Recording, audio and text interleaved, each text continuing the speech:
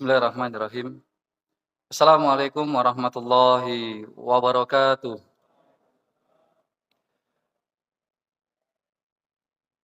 Alhamdulillahi rabbil alamin hamdan haqqa hamdih. Asyhadu an la ilaha illallah wa asyhadu anna Muhammadan abduhu wa rasuluh. Allahumma shalli wa sallim wa barik ala nabiyyina Muhammad wa ala alihi wa ashabihi ajmain amma ba'd. Para jemaah Bapak dan Ibu, saudara-saudariku yang semoga Allah muliakan dengan segala kenikmatan dalam kehidupan ini. Sejenak mencoba mengejar akhirat kita di antara usaha kita mengikhtiari mengejar duniawi kita. Di kesempatan siang hari ini dalam waktu istirahatnya kita, mencoba menikmati karunia yang kita manfaatkan untuk kebaikan-kebaikan agama kita dengan menambah pemahaman dalam majelis ilmu ini. Oleh karenanya mari berharap minta kepada Allah, semoga istirahatnya kita, majelis kita, duduknya kita di masjid ini sejenak, semoga Allah tulis dalam keabadian pahala dan kebaikannya nanti fi yaumil akhir. Oleh karenanya mari kita awali dengan sebuah doa, mohon diikuti para jamaah, sekali lagi mohon diikuti. Subhanaka la ilma lana illa ma 'allamtana innaka antal alimul hakim.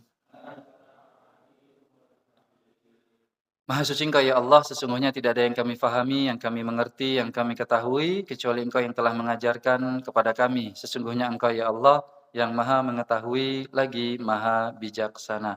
Para jamaah, setiap pembahasan terkait dengan hadis, maka kita harus mengingat bahwasanya semakin dalam yang kita fahami tentang ilmu hadis, maka kita harus semakin bijaksana. Sebagaimana surat yang kedua Al-Baqarah yang kita baca, yaitu alim dulu, baru kemudian hakim. Kita mengetahui dulu, maka akan memproduk sebuah kata hakim, bijaksana. Semakin banyak kita memahami, maka seharusnya kita semakin banyak bijaksana dalam bersikap. Mengapa? Karena dalam urusan pembahasan hadis, apalagi ulumul hadis, pasti mutlak niscaya akan terjadi perbedaan pendapat. Nah, pada kesempatan kali ini kita membincangkan satu tema yaitu syarat hadis sahih hanya menurut Imam Al-Bukhari. Saya ulangi lagi, syarat hadis sahih menurut Imam Al-Bukhari. Karena kita tahu kalau berbicara dalil, Bapak dan Ibu, para jamaah, rekan-rekan, maka namanya dalil itu kita bagi secara umum tentunya ada dua. Dalil nakli, Al-Quran dan hadis, dan yang kedua dalil akli, akal atau logika. Mana yang didahulukan? Nakli terlebih dahulu. Nah, ketika dalil nakli tadi yang terdiri dari dua kategori Al-Quran dan hadis, maka tetap harus ada yang diurutkan. Yang diurutkan pertama kali pasti adalah Al-Quran. Karena status Al-Quran ini mutlak menuju Allah. Dalam istilahnya mutawatir. Langsung dari Allah. Absolut dari Allah. Tidak terjadi perbedaan pendapat tentang sumber muasal Al-Quran itu. Nah, yang menjadi pertanyaan dari Al-Quran yang mutawatir turun kepada hadis. Di mana hadis ini sifatnya adalah suatu yang sifatnya aktualisasi teknis banget, suatu yang detail sekali untuk mendetailkan Al-Quran. Maka kita tahu banyak hadis-hadis yang Allah sampaikan kepada Rasulullah dan Rasulullah sampaikan kepada para sahabat yang kemudian dikodifikasikan, yang dikumpulkan, yang dibukukan. Dan menariknya, kitab hadis yang baru dibukukan ini baru berawal di abad yang ketiga Hijriah. Berarti sepeninggal Rasulullah ada spare waktu kurang lebih hampir 200 tahun sekian terjadi masa waktu yang kosong. Cuma pertanyaannya, apakah benar-benar kosong antara meninggalnya Rasul dengan adanya kitab Sahih Bukhari ini selama kurun waktu 200 tahun itu ternyata tidak kosong. Tetap mulai zamannya Rasulullah itu ada penulisan-penulisan hadis. Zaman Rasulullah, zaman sahabat, zaman tabi'in, zaman tabi'in, zaman atba'ul muttabi, itu tetap ada yang mencoba menulis. Hatta sampai Imam Syafi'i pun di zamannya Imam Syafi'i yang lebih dahulu dari Sahih Bukhari, ini sudah ada penulisan-penulisan. Cuma sifatnya masih general, umum. Belum hanya terfokuskan untuk hadis-hadis yang napa Pak? So, sahih. Baru di zamannya Imam Al-Bukhari adalah sebuah usaha yang dilakukan beliau, yaitu menulis sebuah kitab yang di dalamnya hanya terdiri dari hadis-hadis sahih. Maka kita kenal nama kitab itu adalah Sahih Al-Bukhari. Cuma nama kitab lengkapnya bukan Sahih Al-Bukhari. Nama lengkapnya adalah ini, Al-Jami, sesuatu yang komprehensif, sudah pakem, sudah pas. Al-Musnad, yang itu silsilahnya, rentetan perawinya, sudah bisa dipastikan objektif dan aman yang sikoh. As-Sohih, terhukumi hadis-hadis yang ada di kitab ini, itu Sohih. Al-Mukhtasar, yang semuanya kemudian dikerucutkan, yang didetailkan, dipreskan, yang dipersempit, tapi ini adalah Sohih. Min umuri, dari semua urusan Rasulullah, tradisi apa yang Rasulullah lakukan kemudian menjadi sebuah sunnah, apapun akhlaknya Rasulullah, apapun kebiasaan dan aktivitas Rasulullah dan seterusnya, wa sunanihi wa ayyamihi, dan yang menjadi sunnahnya Rasul dan yang menjadi kebiasaan sehari-hari yang dilakukan oleh Rasulullah. Poin terbesarnya adalah Sahih Bukhari ini dari kata-kata Al-Jami' Al-Musnad As-Sahih, yaitu ini sudah komprehensif, di mana riwayatnya sudah bisa dipertanggungjawabkan, plus statusnya so, sahih. Nah, pertanyaannya sekarang, apakah hadis sahih itu? Padahal kita tahu selain Sahih Bukhari apa Pak? Sahih Muslim. Dan para ulama-ulama kita meletakkan Sahih Muslim di atas atau di bawahnya Bukhari? Di bawah Bukhari. Jadi kalau dalil kita itu rujukannya Al-Quran, kalau kitab hadis adalah Sahih Bukhari, kalau di bawahnya Sahih Bukhari baru Sahih Muslim. Baru yang di bawahnya ini beda-beda namanya, bukan Sahih lagi, tetapi adalah Sunan Abu Daud, Sunan At-Tirmizi, kemudian sunan-sunan yang lain ada Musnad, tapi menariknya ada kitab Sahih yang lain, Pak. Yang kita kenal misalnya Sahih Al-Hakim, dalam nama kitabnya Al-Mustadrak, tapi disebut dengan Sahih Hakim. Ada nanti kitab namanya Sahih Ibnu Huzaimah. Sehingga dikatakan kitab ini juga kitab-kitab yang di dalamnya terisi kitab hadis-hadis yang terstatuskan so, sahih. Tapi beda dengan Sahih Bukhari. Coba kita dalami sekelumit. Para jamaah yang semoga Allah muliakan, nama Sahih Bukhari adalah Muhammad bin Ismail bin Ibrahim, kemudian Al-Ju'fa, dari daerah yang namanya Al-Bukhara, kemudian disebut dengan Al-Bukhari. Di dalam menulis kitab Sahih Bukhari ini, atau yang kita kenal dengan Al-Jami Al-Musnad As-Sahih tadi itu kurang lebih 16 tahun, dan kemudian jumlah hadisnya berbagai macam versi. Saya hanya menuliskan satu versi saja, yaitu ada 2.602 hadis jika nggak diulang-ulang. Tapi kalau diulang-ulang secara keseluruhan ada kurang lebih 9.000 hadis.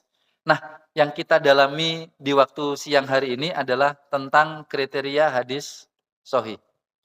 Para jamaah begini, yang saya sebutkan ini, yang saya tuliskan di sini, ini adalah kriteria hadis sahih secara umum. Secara umum dulu. Baik menurut Imam Bukhari, Imam Muslim, Ibnu Huzaimah, ataukah kemudian Imam Ahmad, kemudian dari Imam At-Tirmizi dan lain sebagainya. Saya bacakan. Yang pertama, ittisalus sanad.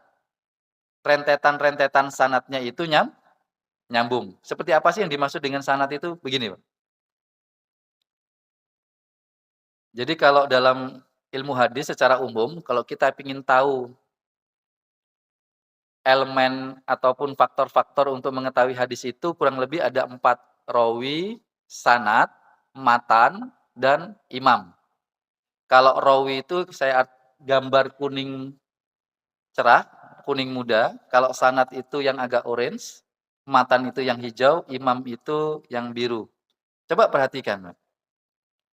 Kalau rawi itu kita kenal dengan orang yang meriwayatkan hadis, sahabat. Kalau sanad, urutan-urutan orang itu. Karena jumlah orang dalam meriwayatkan hadis pasti jumlahnya banyak.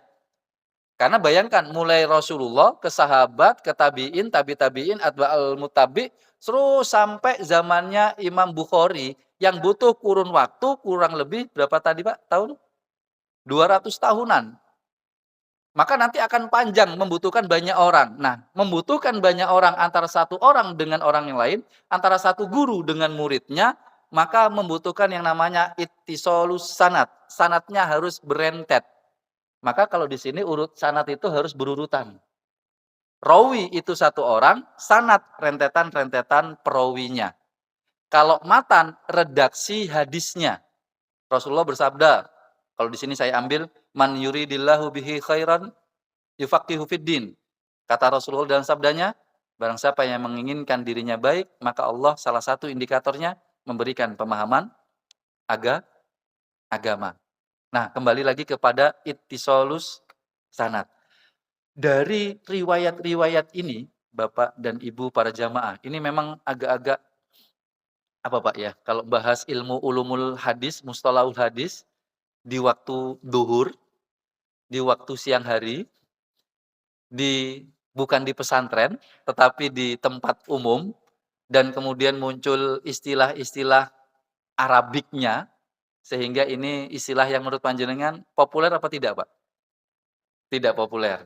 Mau nggak mau panjenengan harus memahami, minimal memahami.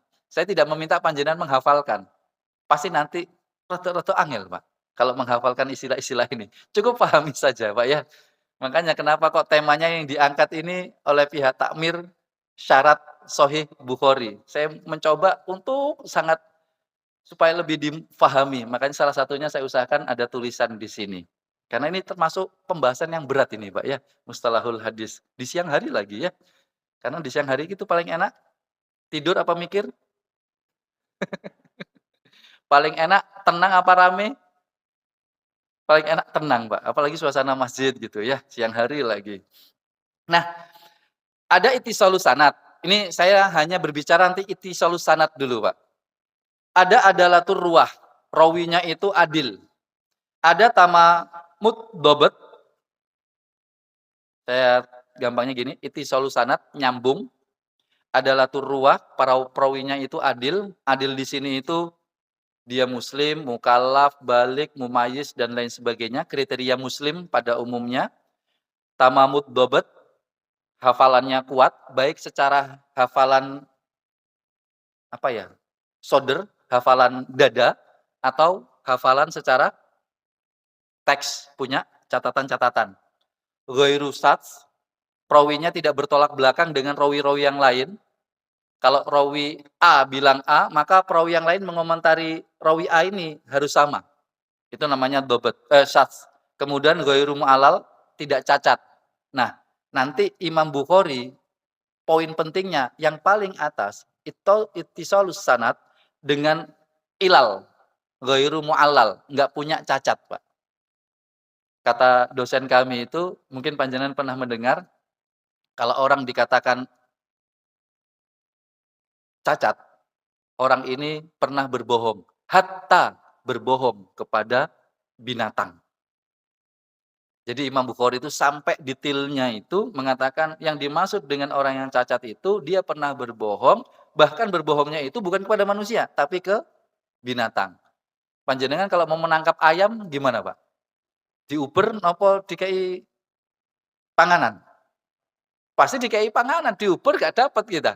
Kasih panganan, datang, datang, kita nggak ngasih makanan, kita berarti kita bohongi bohongi ayam. Itu dimasukkan ilal, cacat orang ini oleh kriteria Imam Bukhari. Jadi Kriteria sahih, hadis sahih, semua ulama hadis sepakat dengan 5 ini. Satu, kembali lagi, sanadnya nyambung. Dua, sosok perawinya harus adalah adil, Islam, dan lain sebagainya.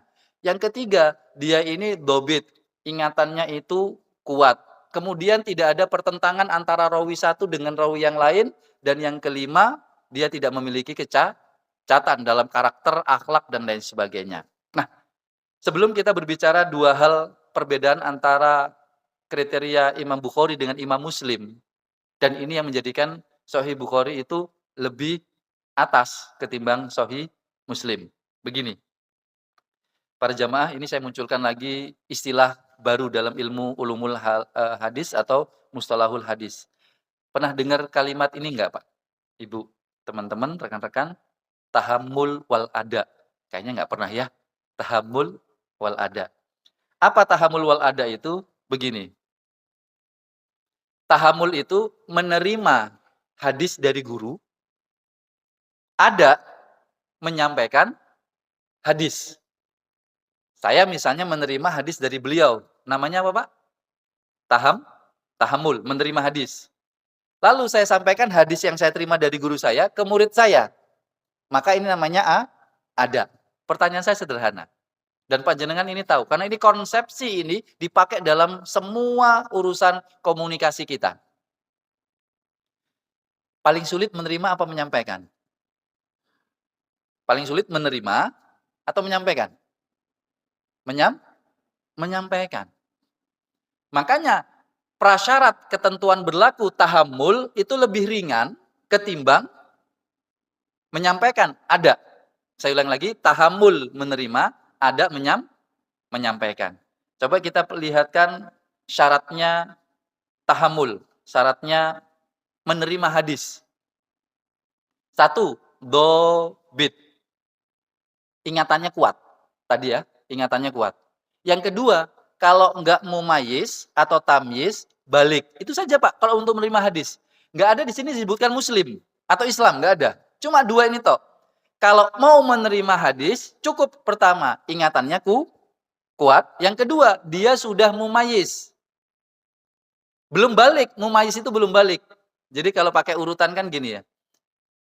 Akil balik atau balik akil, Pak? Urutannya. Akil balik atau balik akil? Menurut panjenengan yang pernah mendengar kalimat ini? Akil balik. Akil dulu baru balik. Tapi sebelum akil, itu ada namanya mumayyiz.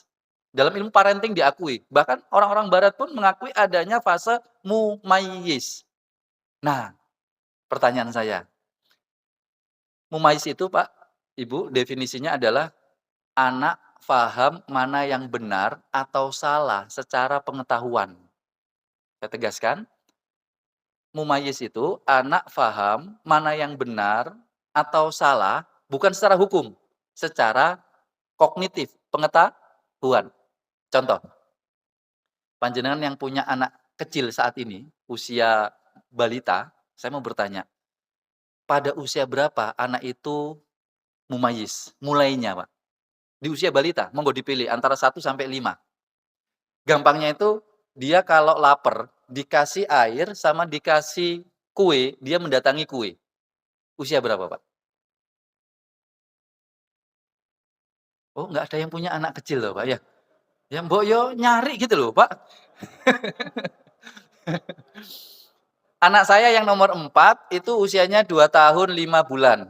Kemarin, 2 tahun 5 bulan. Saya lihat anak saya itu bisa membedakan remote sama handphone itu adalah usia 2 tahun 1 bulan, Pak. Dikasih remote dia marah.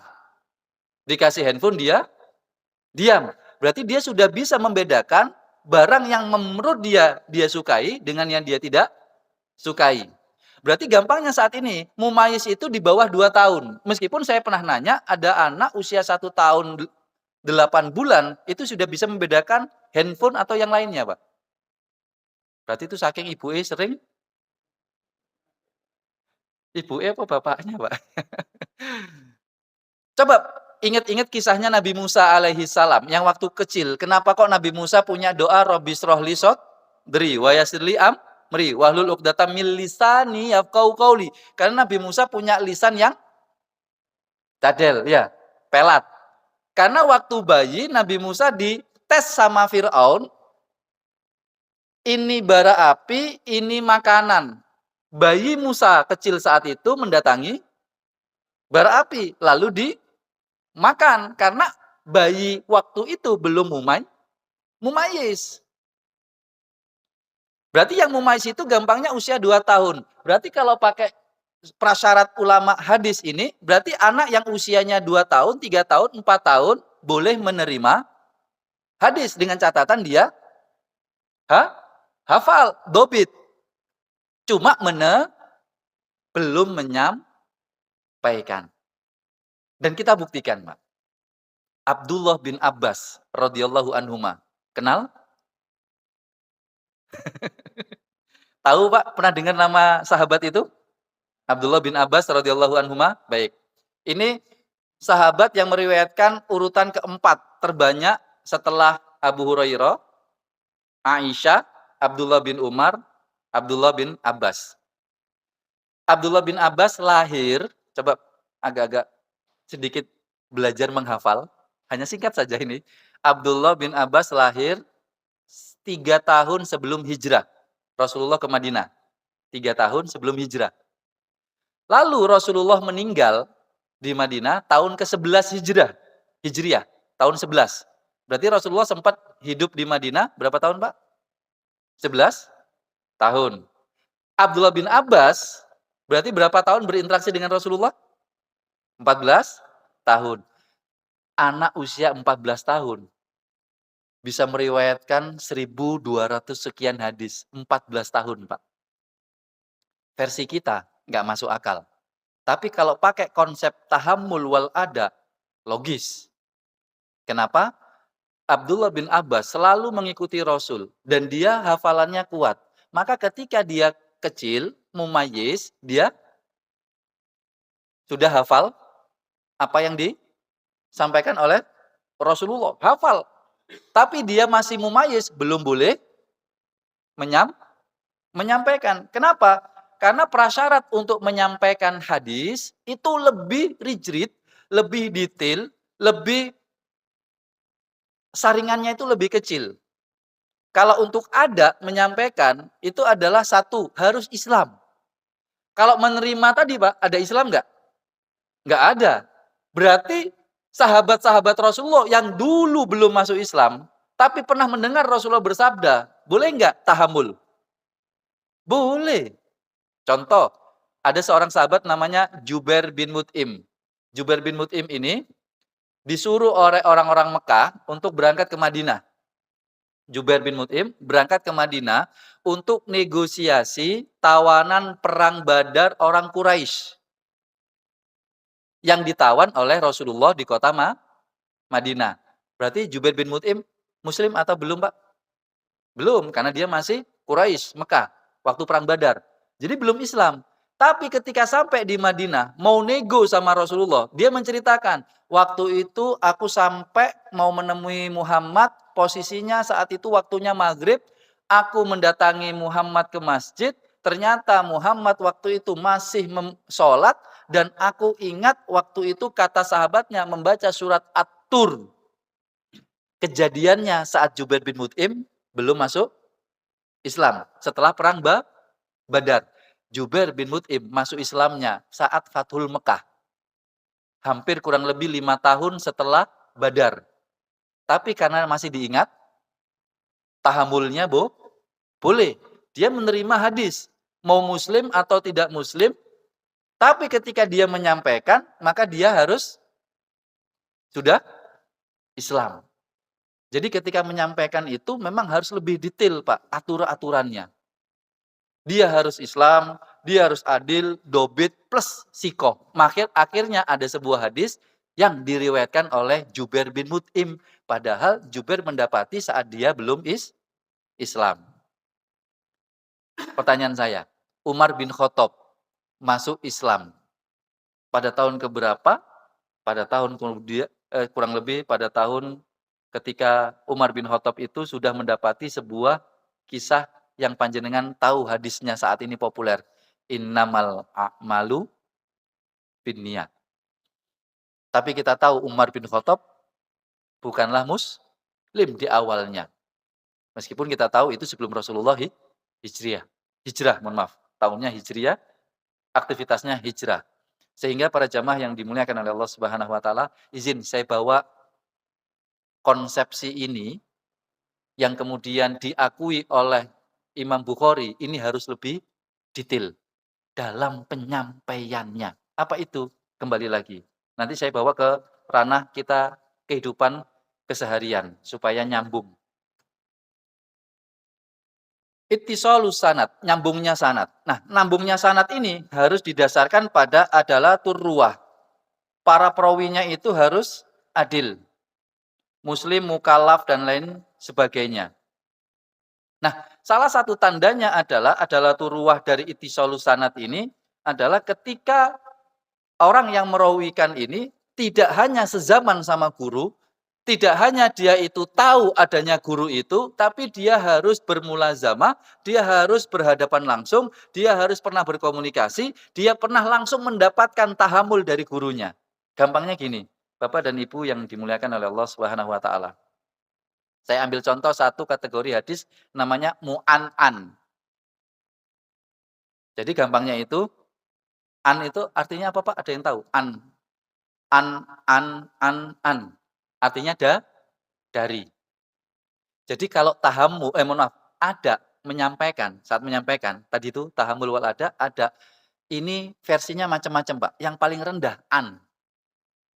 Jadi dalam penulisan hadis, matan, kalau pakai sanatnya an, itu paling rendah. Coba sebelumnya an apa ini Pak? Had,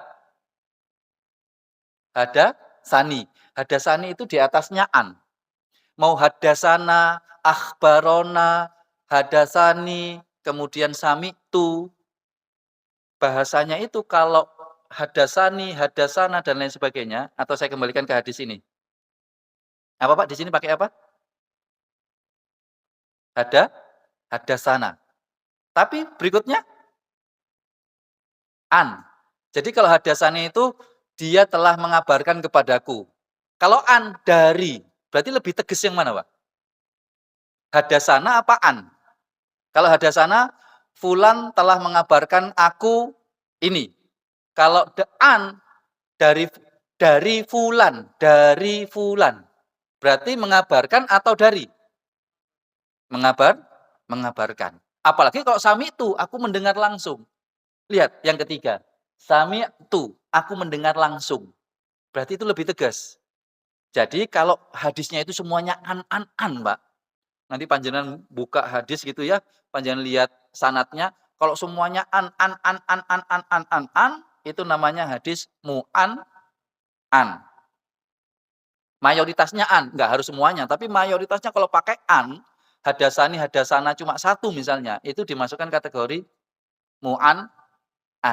Nah, pertanyaannya sekarang, hadis mu'an itu apakah hadis sohi atau tidak? Para ulama berbeda pendapat.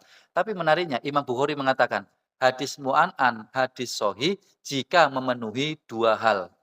Satu, orang yang meriwayatkan ketemu dengan guru, tahamul menerima, itu ketemu, bukan sezaman. Contohnya gini.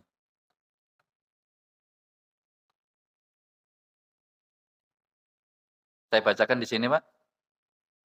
Imam Bukhari mensyaratkan semua perawinya harus bertemu dengan gurunya meskipun satu kali. Dan ini tidak ditemukan di hadis Sahih Muslim.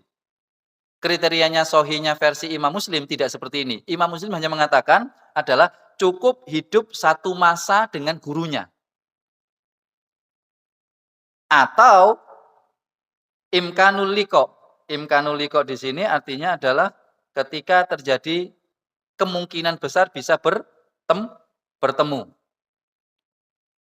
Jadi kalau Imam Bukhari nggak mau meskipun itu sezaman, misalnya dari Abu Hurairah, kemudian Abdullah bin Zubair, ini sezaman. Tapi kalau karena tidak pernah bertemu, maka tidak akan dimasukkan oleh Sahih Bukhari. Bahkan nanti pada satu sisi kata Imam Al-Bukhari memberikan penegasan kepada syaratnya itu, bertemunya di sini, itu tidak hanya sebatas bertemu kayak kita ini. Kita kan bertemu Pak ya. Tapi mohon maaf panjenengan nggak tahu nama saya. Jadi pertemuan itu harus saling mengenal siapa gurunya, dan gurunya harus mengenal siapa muridnya. Nanti akan muncul akhirnya sebuah kitab namanya Jarh wa Ta'dil. Mohon maaf sekali, saya sudah menyiapkan tadi malam 2 kitab yang mau saya bawa untuk pembahasan ini. Satu Sahih Bukhari, kitabnya yang berbahasa Arab. Yang kedua adalah kitab Jarh wa Ta'dil. Izin nanti mungkin bulan depan. Jarh wa Ta'dil ini untuk mengomentari namanya Jarh wa Ta'dil. Apa kalau bahasa instansinya panjenengan ini mau naik jabatan di tes apa Pak? Tes proper, tes apa? Ya, kayak seperti itulah. Yang dilihat adalah kebaikan ataukah kalau biasanya auditor itu kebu keburukan. Itu jar wa ta'dil. Rawi A ini menurut si A, oh dia pernah dulu berbohong sama aku. Menurut orang yang lain, oh enggak, dia tidak pernah berbohong. Nama kitabnya jar wa ta'dil. Nah, bedanya kembali lagi, kalau Sahih Muslim hanya berbicara cukup satu zaman. Kalau satu zaman aman, hadisnya nyambung. Tapi kalau Imam Bukhari lebih didetailkan lagi, harus terjadi pertemuan. Dan pertemuan ini tidak hanya sebatas pertemuan, tapi harus ada pengenalan antara guru dengan murid. Dan ini yang menjadikan Sahih Bukhari lebih filternya lebih kuat ketimbang sahih yang lain. Nah, para jamaah yang semoga Allah muliakan. Begini, kita coba ambil syaratnya Sahih Bukhari ini kenapa lebih kuat ketimbang yang lainnya dalam aplikasi kehidupan sehari-hari. Izin, saya menyampaikan pertanyaan. Tadi panjenengan sepakat menerima dan menyampaikan lebih sulit yang tahammul sama ada, lebih sulit yang mana Pak? Ada. Seakan-akan Rasulullah juga berpesan, "Wahai umatku, saat engkau menerima ilmu, carilah ilmu sebanyak-banyaknya, tapi tolong hati-hati dalam menyampaikan." Pertanyaan saya sederhana, boleh nggak semua pendapat itu disampaikan, Pak? Tidak boleh. Satu sisi boleh, satu sisi tidak boleh. Dari sisi mana ketidakbolehan itu? Maka siapapun yang menyampaikan harus tahu siapa jamaahnya.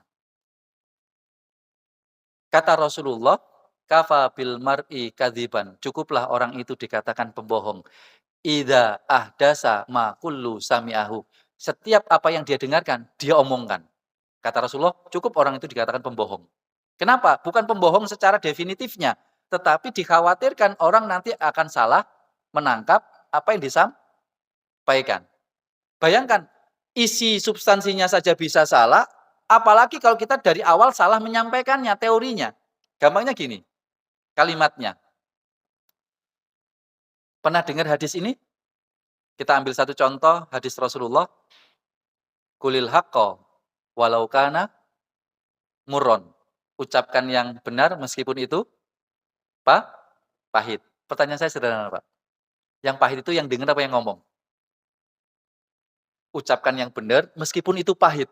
Nah, pahitnya di sini maksudnya untuk yang ngomong apa untuk yang mendengar omongan kita?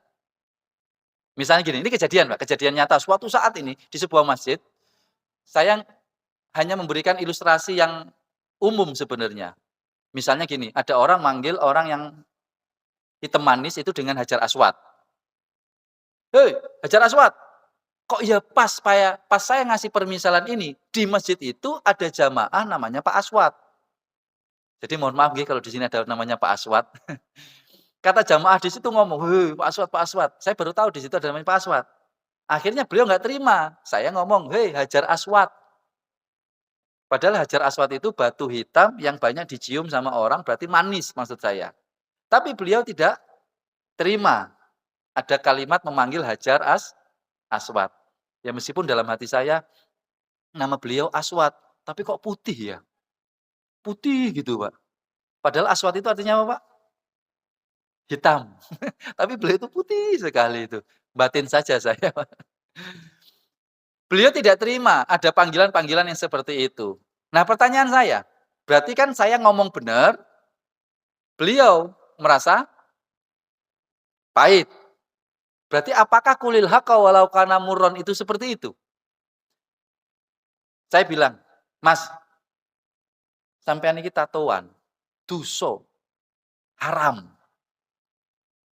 Yang saya omong benar apa salah, Pak?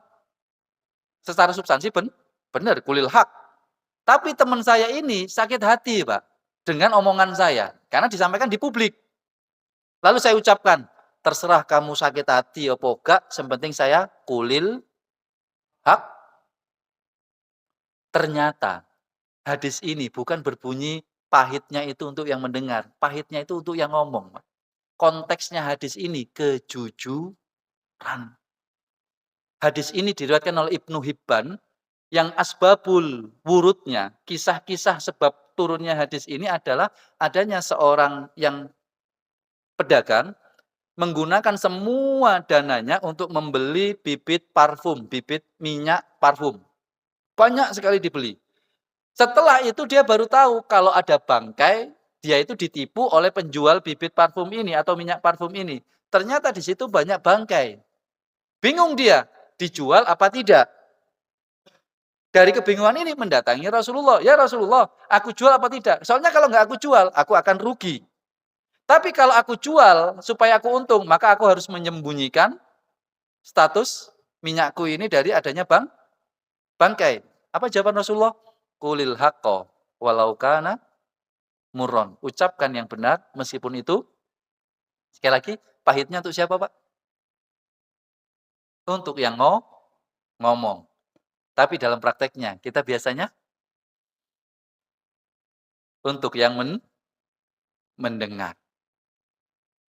Contoh hadis yang kedua, berbicara tentang adab, aturannya banyak. Falyakul khair aw liyasmut. Ucapkan yang baik, kalau nggak bisa, diam. Kebanyakan kita milih diem. Diemnya dulu. "Oh, itu opsional kok." Bukan opsional, itu prioritas. Prioritaskan dulu, ngomong dulu, baru kalau nggak bisa diem. Kebanyakan kita milih diemnya karena dianggap opsi. Oh, itu pilihan-pilihan. Ya sudah, ngambil diemnya, cari amannya. Tapi yang salah lagi menggunakan kalimat baik, menggunakan kalimat benar, tapi tidak pakai kriteria-kriteria dari ulama-ulama dalam memahami hadis ini. Apa itu? Para jamaah yang semoga Allah muliakan. Ini, kata baik itu ternyata ada 6 tahapan menurut ulama-ulama hadis kita. Yang pertama, baik ngomongnya, benar isinya, indah caranya, tepat waktunya, bernilai manfaat, dan memuara memproduk pahala. Ini yang dimaksud baik. Baru kalau nggak bisa yang 6 ini, diam. Contoh, suatu saat kita berbicara tentang indah caranya. Mohon maaf, ini kita ambil sisi ilmu yang saintifik, neuroscience, otak. Otaknya bapak-bapak ini kan katanya kalau dari sisi, mohon maaf, dari otak dan kemudian secara mata, itu kan bapak-bapak lebih banyak sel kerucutnya itu lebih sedikit daripada ibu. Yang katanya konon kisah yang saya baca di jurnal yang ditulis orang dari Amerika, itu kita akan fokus para bapak-bapak ini. Karena sel kerucutnya kita lebih sedikit, Pak. Maka kita fokus tapi jauh. Efeknya apa? Kita nyari barang karena fokus, lurus, maka kanan kiri meskipun hanya beda berapa senti, Pak. Panjenengan nyari kunci mobil, ngomong sama istri, "Bu, kunci mobil mana?" "Ya di meja." "Kau no sak goleki." Kata istri apa, Pak? "Oh, no." Kata kita, "Nggak ada." Padahal panjenengan lihat di sini, kuncinya di samping, Mbak. Tapi kalau perempuan sel kerucutnya lebih banyak, maka dia melebar tapi nggak jauh, pendek, melebar.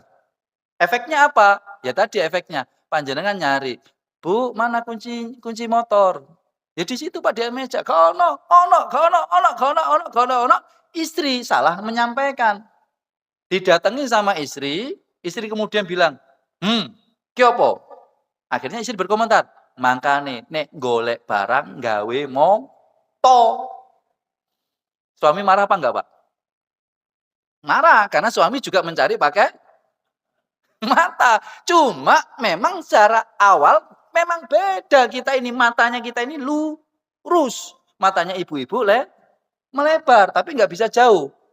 Istri kalau menyampaikan dengan kalimat adabnya tadi itu tidak indah, pasti gegeran, Pak. Makanya panjenengan mohon maaf. Kan laki-laki ini secara otak itu katanya wallahu alam, karena saya nggak ngikut melakukan eksperimennya, laki-laki ini kan suka kompetisi, persaingan, Pak. Ya, karena kita egonya laki-laki kan lebih egosentris ketimbang perempuan. Sedang perempuan ini bedanya suka berkumpul, suka bekerja sama. Makanya kalau ibu-ibu ngelihat anaknya laki-laki kedua tukaran, langsung diapain, Pak? Pasti langsung dilerai. Padahal kok versi saya, jangan dilerai, Pak. Kalau dua anak laki-laki sedang rebutan mainan, waktu kecil ini, jangan dilerai. Karena apa? Sedang belajar berkompetisi, karena laki-laki otaknya seperti itu. Cuma kalau sudah ada kata-kata kotor, sudah fisik, baru boleh dilerai. Tapi kalau nggak ada itu sudah sedang melatih mereka bersaing. Tapi versi ibu yang kerjasama, suka kerjasama, itu bukan kompetisi, tapi itu napa, Pak? Nek arek loro tarik-tarikan, gege. Sudut pandangnya ibu, itu bukan kompetisi, itu sedang berkelahi, akhirnya dilerai. Mending kalau nggak ada lisan, tapi nek ada lisan, tukaran toy. Padahal sedang tidak bertengkar. Nah ini harus memahami dengan cara yang indah menyampaikannya. Bapak-bapak kan, ya tadi itu, fokusnya itu. Maka bapak-bapak mohon maaf, panjenengan lebih suka berjamaah atau sebenarnya sendiri-sendirian, Pak? Eh? Ibu-ibu kalau keluar, pasti jamaah. Gak ono arisan dhewean. Tapi aslinya bapak-bapak, aslinya loh ya, meskipun bisa jadi ada kasuistik tertentu bapak-bapak bisa bareng-bareng. Aslinya bapak kalau keluar seneng sendirian apa enggak, Pak? Pasti sendirian. Mbok meneh metu teko omah sendirian, nek nduk dalan ngomong sama ibu, "Bu, aku iki wong lanang, seneng dhewean." Wis ibu nduk omahe, "Ya, aku tak golek dhewe ae." Ngomong sama istri gitu, Pak, ya. Nggak tahu kalau di jalan lagi beda lagi. Tapi memang laki-laki itu seperti itu, perempuan seperti itu. Lah ini kalau nggak dipahami, nggak akan indah caranya untuk menyampaikan. Ibu-ibu itu kalau foto pasti berjamaah dan mohon maaf, hatta ketika mereka di mall, mohon maaf ibu-ibu nggih, mohon maaf, ke toilet itu pasti ngajak, Pak. "Bu, toilet yuk." Saya tidak pernah menemukan bapak-bapak ketika rapat, satu mau ke toilet, lalu mengajak bapak yang lain, "Pak, toilet yuk." Saya nggak akan pernah bisa membayangkan. Tapi menariknya Pak, kok yo ada? Saya dikomplain sama teman saya, "Loh Ustaz, ada yang gitu laki-laki." "Oh mosok sih?" "Ada." Temennya ngomong, "Pak, toilet yuk." Yang sampingnya bilang, "Hayu." Sudah paham Pak ya? Suaranya kayak gini tadi, meskipun rada-rada mirip ya. Ya panjenengan yang tahu saya kan saya juga dakwahnya ke teman-teman, "Lu gue butuh tahu." Huruf depannya saja, "Lu gue butuh tahu." Nah, kalau kita tidak dengan cara yang baik, dengan cara kita memahami, maka akan masalah. Ibu-ibu itu di toilet pun itu bisa jadi kenalan. Kenapa? Karena berjamaah, kerjasama, bersama-sama. Lagi antri toilet, kok jadi sempet-sempetin negur sing samping. Bu, akhirnya ketemu ngobrol. Bapak, saya yakin nggak akan pernah ngobrol. Bapak fokus, bahkan nggak pernah noleh Pak. Coba Bapak ke toilet, pernah noleh kanan kiri Pak? Pasti Bapak itu fokus, nggak mungkin. Pak, saya yakin, hei.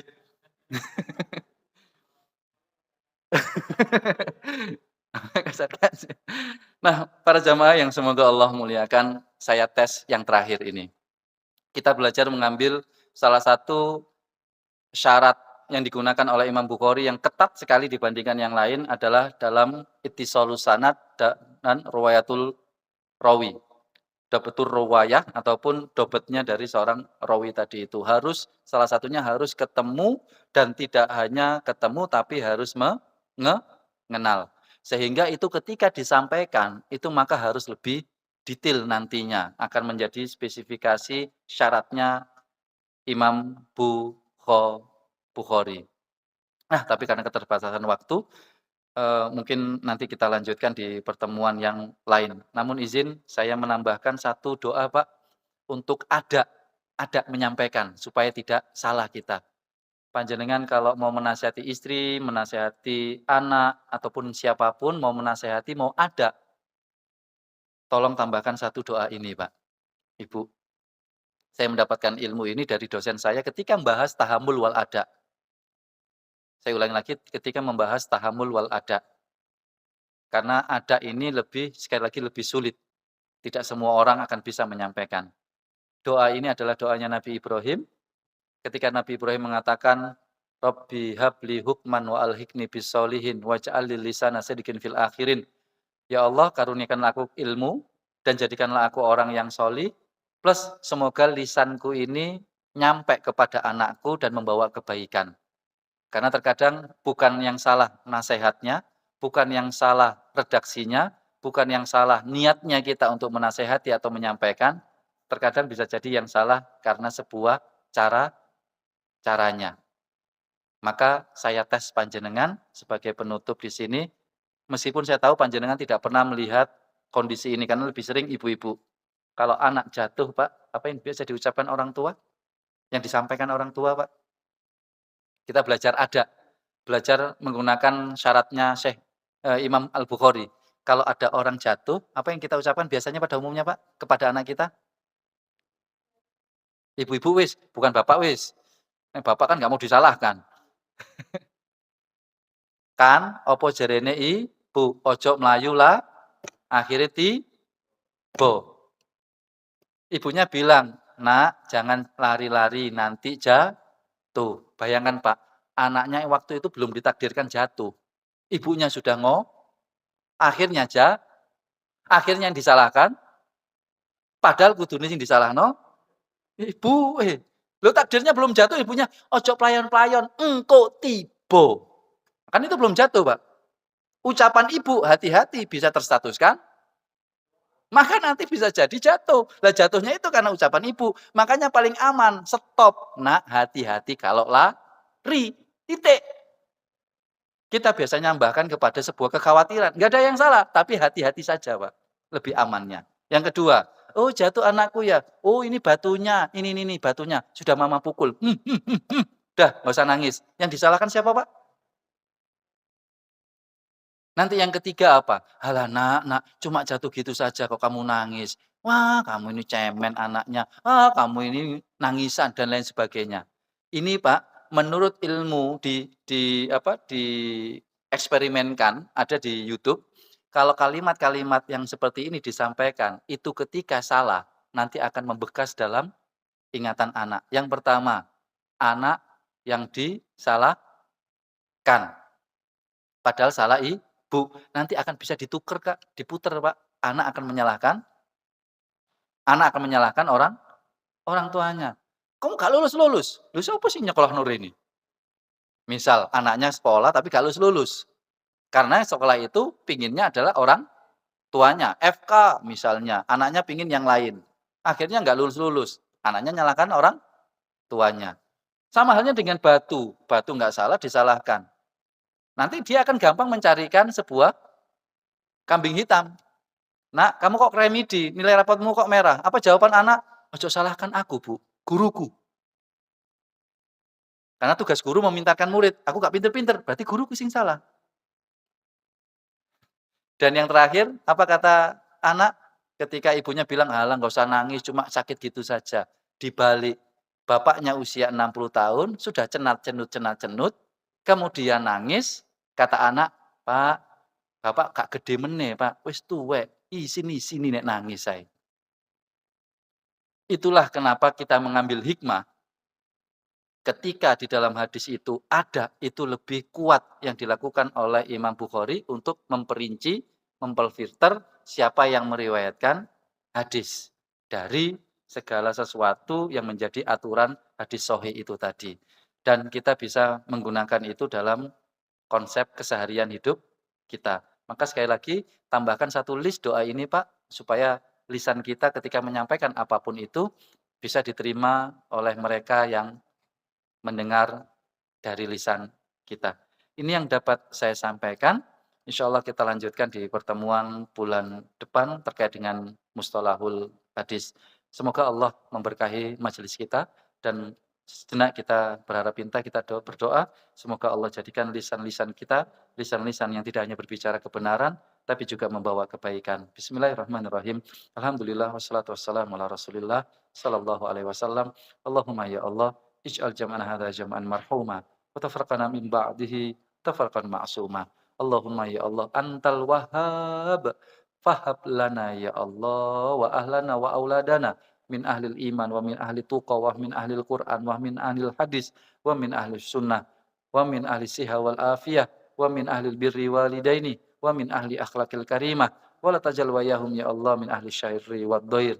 Rabbana hablana hukman wa alhiqna bis solihin waj'al lana ya Allah lisana sidqin fil akhirin. Rabbana atina fid dunya hasanah wa fil akhirati hasanah wa qina adzabannar wa akhiru da'wana anil hamdulillahi rabbil alamin bi barakatil Fatihah.